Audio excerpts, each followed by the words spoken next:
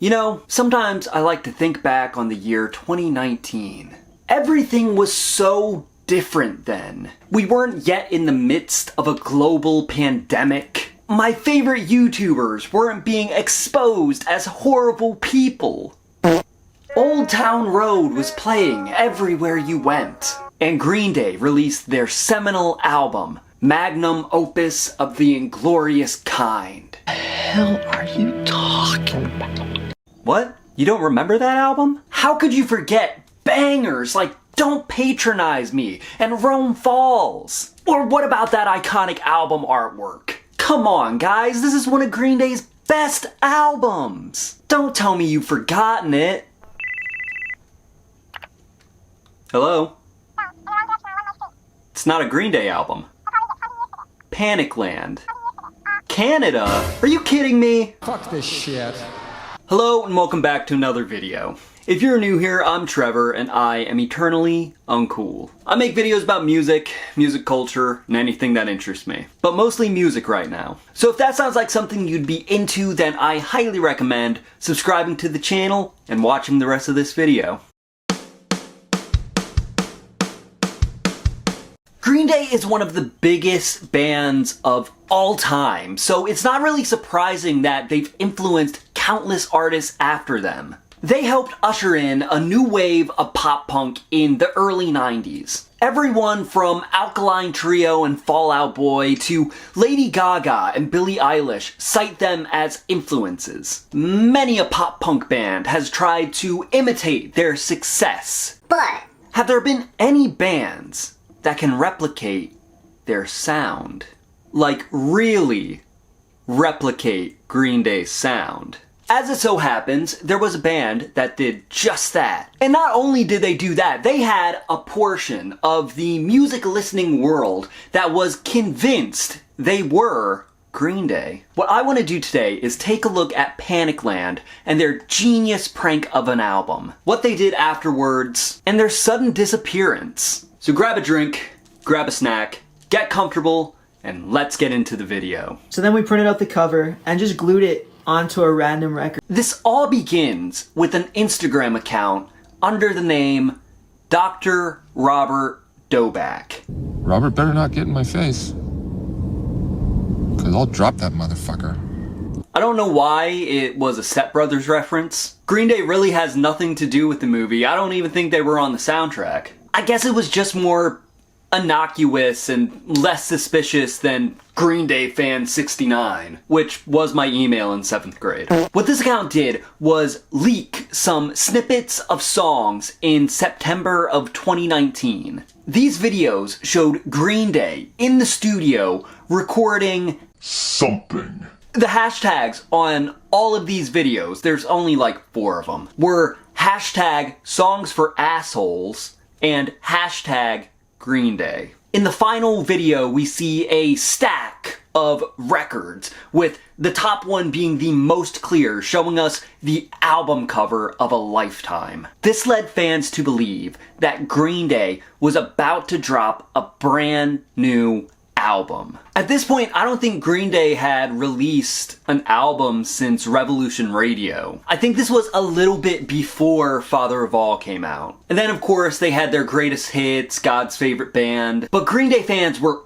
aching for a new album, and it looked like they were about to get it. From the snippets that were leaked on the Instagram account, it looked like we were getting something more bombastic and reminiscent of American Idiot and 21st Century Breakdown. But despite fans wanting so bad for this album to be real, a lot of people questioned the legitimacy of these leaks, and the skepticism may have been warranted. On the r/Green Day subreddit, a fan by the name of I Had This Username put together a ton of research that proved Magnum Opus was all a hoax.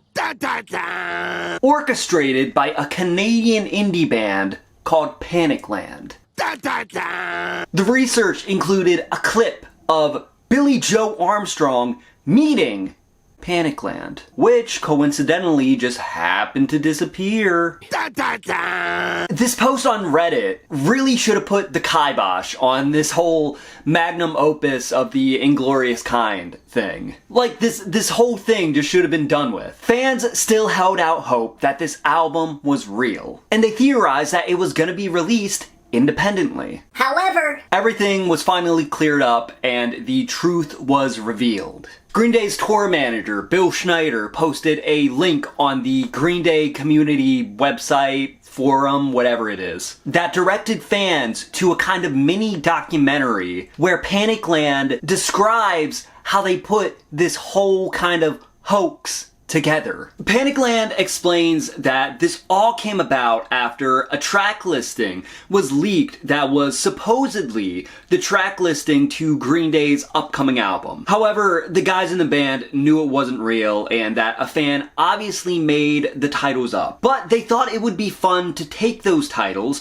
and write songs in the style of Green Day as a kind of exercise. They were all lifelong Green Day fans, so they thought it would be fun to make their dream Green Day album. They likened it to a kind of fan fiction. This whole thing was so well thought out. The guys in Panicland put so much effort into this fake album. More effort than most bands put into a real album. The album cover, this sort of Greek mythology style painting, was inspired by the track Rome Will Fall. So they found a stock image and used that and replaced it with the faces of the members in the band. They even went as far as to print the picture and put it on some kind of cheap-ass record they bought to make it all look legit. Vocalist Braden Horbaccio would do a Billy Joe impression, which is crazy to hear because he also kind of looks like a young Billy Joe. And it's a pretty good impression, too. Billy Joe has a voice that's so distinct and recognizable. He doesn't really sound like anyone else. No one is getting out alive. They wanted to release the songs as leaks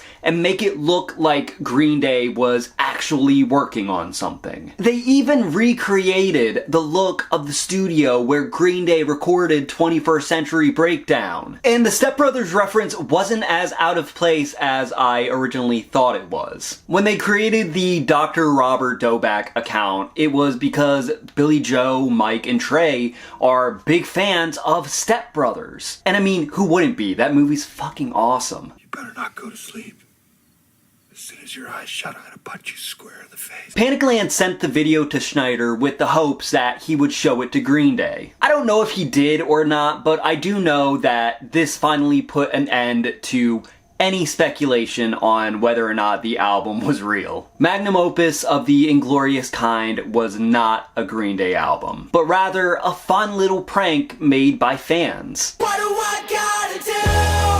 I'm standing on the edge with you. Who is Panicland? The band behind the prank. Panicland are from Winnipeg, Manitoba, Canada. Braden Horbaccio on vocals and guitar, Jason Cumming on drums, Ian Wilmer on bass and backing vocals, and Kyle Fox on drums. Before orchestrating this grand prank on music fans everywhere, they released an EP called Die Shoddy in 2011, which I can't seem to find anything from except a brief trailer. I looked into their pre-magnum opus catalog, and a lot of their stuff holds up on its own. Panicland is a pretty solid group, and none of it really sounds like Green Day. They have their own sound. A song like Wasted is really jarring to hear if the only thing you know them from is magnum opus. It's a much more kind of indie rock vibe. I feel wasted on you. I feel wasted. I think the closest you'll get to Panicland sounding like Green Day in this kind of era is their song The Edge. What do I gotta do? I'm standing on the edge with you. They released music after magnum opus, I guess kind of riding the momentum they had from this huge prank that they did. And they really upped their Green Day influences here. Can't get your kicks from your politics, what are they? It's when they pull the kicks. Oh no, you can't rain on my.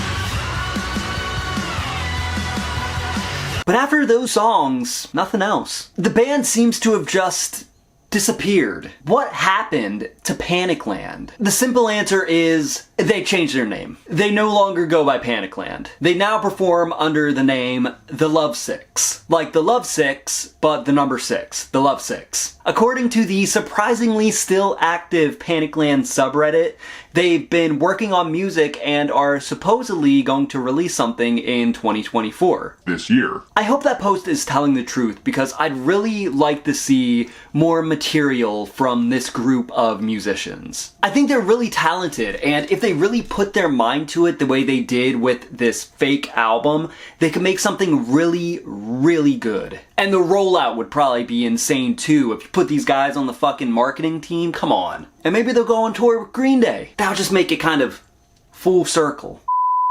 Do you remember Panicland and their ingenious prank? Were you a fan of their music? Let me know in the comments. That's gonna do it for today's video. I hope you enjoyed it. If you did enjoy it, then I highly recommend smashing that like button and sharing this video with everyone you know. I am a small, independent content creator who pretty much does everything on his own. So every like, every comment, every share, any interaction with this video at all really helps to get it pushed out to more people who might be interested in what I'm doing and want to subscribe to the channel. I'm trying to reach 100,000 subs eventually. There's really no, deadline. Just whenever it happens. So if you know anyone who's into pop punk and emo and alternative rock, pretty much any kind of music, maybe recommend my channel. Be pretty cool if you did. Be pretty fucking sweet.